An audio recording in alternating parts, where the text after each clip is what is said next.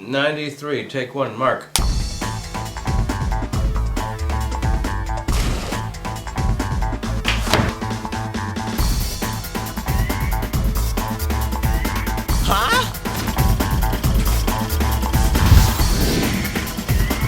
The last 2 days have been pretty crazy. I mean, it's becoming crunch time where we're under real big time constraints, so we're trying to bust everything out. And the little incident at RJ's house with me in the pool was not really that fun. So wait a minute, I'm turning this way? It involved him being naked in a pool. And he was having trouble with the lines because, you know, he was freezing his nakedness off. Oh, God! We didn't realize that, number one, the pool was cold. We knew it was cold. But we didn't realize it was going to affect him the way it did. Well, to tell you the truth,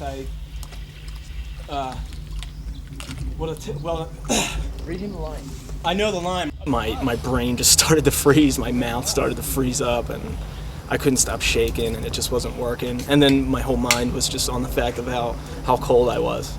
Bless his heart, he got too cold. Oh, man. Oh, I'm talking serious shrinkage here. We first gave him hypothermia, and he had to deliver about 2 pages worth of monologues in, I don't know, 58-degree water. He says the water was really cold. Oh, God!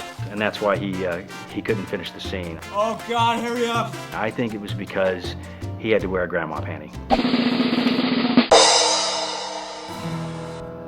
He was supposed to be naked in the scene, and they gave him this flesh-colored dance belt. He did not appear naked at all. He just looked goofy in this big beige grandma panty. So that's why I think Aaron wasn't able to finish the scene. We had the bright idea that if we put him in the hot tub, and then shot him at a different angle, it looked the same as if he was in the pool. We were basically, you know, chilling the lobster before we boiled it, I think. Well, throwing him from the cold into the hot just basically sent him into some kind of hypothermia shock thing, I guess. Go all the way down to your shoulders, dude. Get your body temperature up. He was in the water for a while as they did the setup, trying to keep warm. And Brooks was concerned with the lights and all the electrical cables and everything, so everybody's running around holding this light or holding that one, making sure the cables didn't fall in the water and electrocute him. And during this whole time, Aaron's just in the water, basically cooking.